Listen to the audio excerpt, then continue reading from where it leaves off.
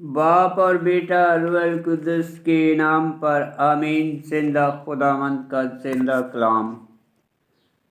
यहूदियत की किताब उसका 8 बाब।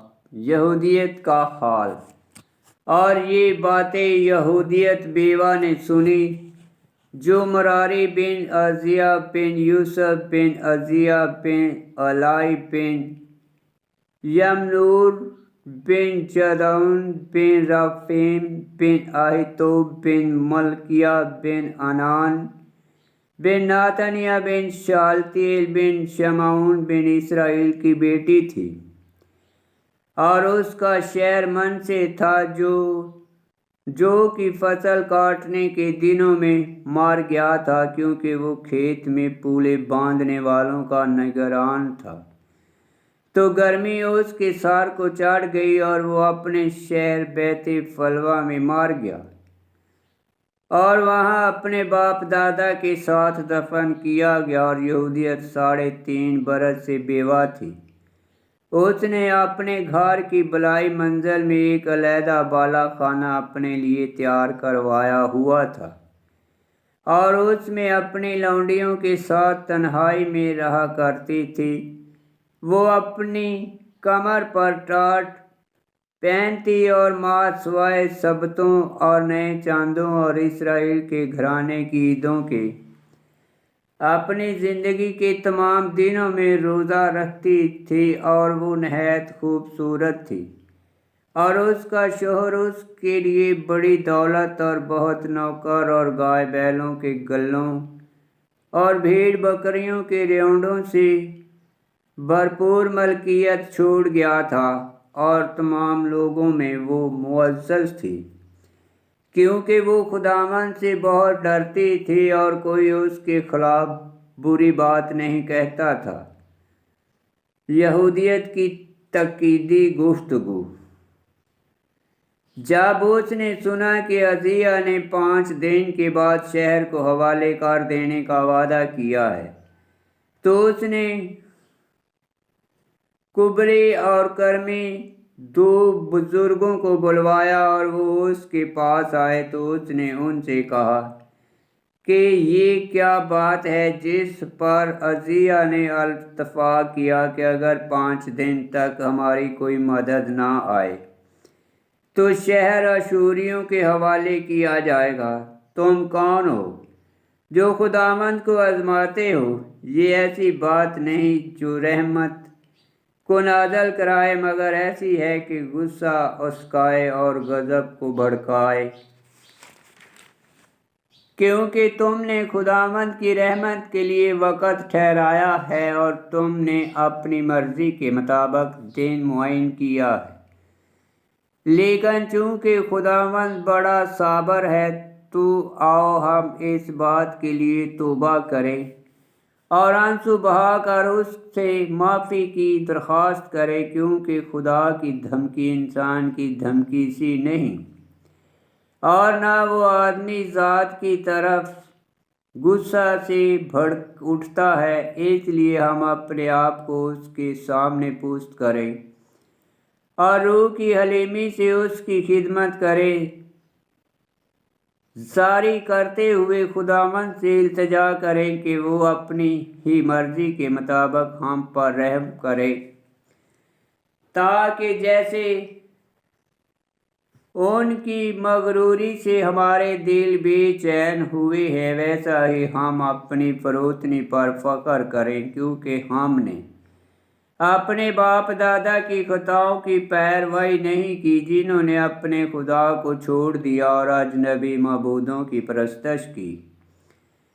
तो उस गुनाह के सबब से वो तलवार और लूट और अपने दुश्मनों के दरमियान जिल्लत के हवाले किए गए, मगर हम उसके सिवा किसी और को खुदा नहीं जानते। बस हम फरोतनी से उसकी तसल्ली की उम्मीद करें, और वो हमारे दुश्मनों के मुज़ालम का इंतकाम लेगा और उन सब कौमों को जो हम पर हमला करती हैं पुस्त करेगा, और खुदावंद हमारा खुदा उन्हें शर्मिंदा करेगा। और अब ए भाइयों, چونکہ تم خدا کی قوم میں بزرگ ہو اور ان کی جانیں تم ہی پر منحصر ہے، پس اپنے کلام سے ان کے دلوں کو تسلی دو تاکہ وہ یاد کریں کہ ہمارے باپ دادا پر اس نے اس واسطے آفت وارد کی تاکہ ان کا امتحان کیا جائے کہ آیا وہ اپنے خدا کی راستی سے عبادت کرتے ہیں یا نہیں۔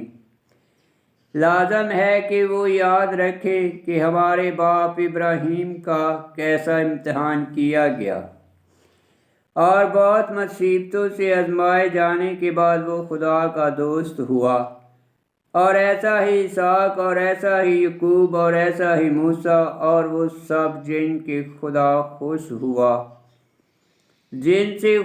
خوش ہوا بہت مصیبتوں میں سے گزرے اور اپنی ایمانداری پر قائم رہے، مگر جنہوں نے آفتوں کو خداوند کے خوف کے ساتھ قبول نہ کیا بلکہ بے صبری ظاہر کی اور خداوند کے خلاف کڑکڑانے لگے،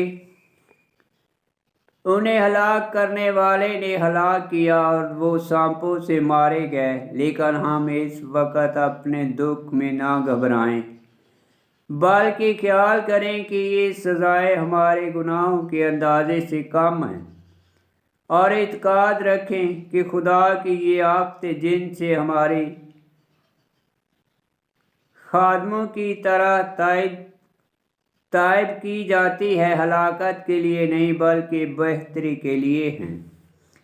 تب عزیہ اور بزرگوں نے اس سے کہا کہ تیری سب گفتگو برحق ہے اور تیری باتوں میں کوئی نقص نہیں، پس اس وقت تو ہمارے لیے دعا کر، کیونکہ تو مقدس عورت خدا سے ڈرنے والی ہے۔ تب یہودیت نے ان سے کہا، جیسا کہ تم نے معلوم کر لیا ہے کہ جو باتیں میں نے کہی وہ خدا کی طرف سے ہے، پس تم تجربہ کر لو کہ میرا ارادہ جو کچھ کرنے کا ہے وہ بھی خدا کی طرف سے ہے، اور تم دعا کرو کہ خدا میرے منصوبہ میں مجھے کامیابی بخشے۔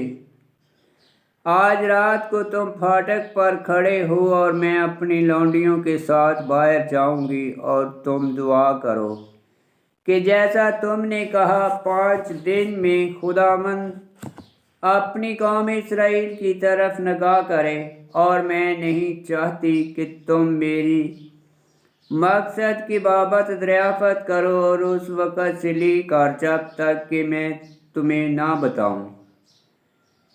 تم خداوند ہمارے خدا سے میرے لیے دعا کرنے کے سوا اور کچھ نہ کرو۔ تب اسے یہودا کے سردار عزیہ نے کہا، سلامتی سے جا اور ہمارے دشمنوں سے انتقام لینے میں خداوند تیرے ساتھ ہو، اور وہ لوٹ کر چلی گئی۔ آمین۔ خداوند کا پاک کلام کا پڑھا اور سنا جانا باعث برکت ہو۔ خداوند تیرا شکر ہو۔ آمین۔